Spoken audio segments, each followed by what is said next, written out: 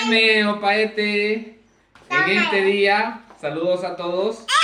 Vamos a aprender algunas despedidas en guaraní boliviano junto con Aimi y Ara. ¿Ya?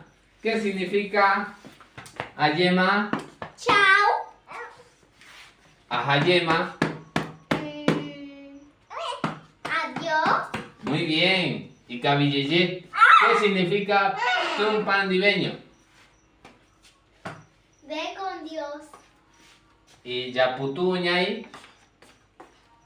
Pase buenas noches. Muy bien. Y Cabillay.